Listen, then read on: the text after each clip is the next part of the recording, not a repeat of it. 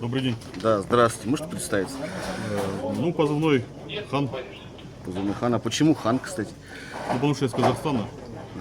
казахи все ханы. Казахи, да, мы все такие добрые, простые, мы все, в принципе... Казахи, они Да. Это вот дружба народов сейчас, да, происходит? Да. А вы с Башкирии, да? Я с Башкирии, да. Ага. Ну почему решились-то поехать сюда? Расскажите, ребят.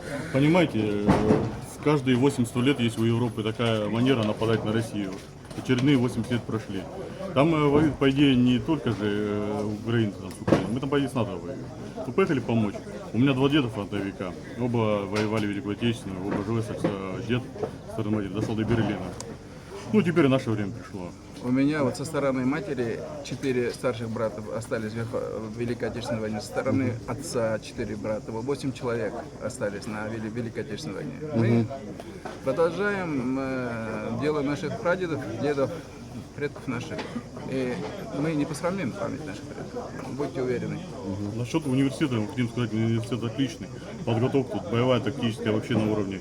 Тут вы, ребята, вокруг видите, тут со всей России приехали, не только.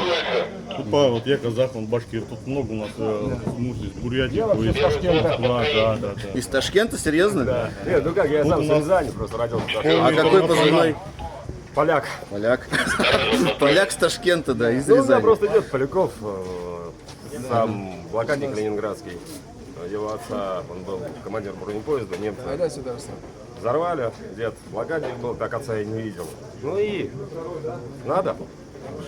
Не, ну а Если здесь не мы, то круто. кто? Если не мы, Здесь то шикарно. кто? Если Нет. не мы, то что? А здесь круто вообще? Ну Да, как здесь вообще? очень подготовка отличная. Посмотри даже по настроению у народа.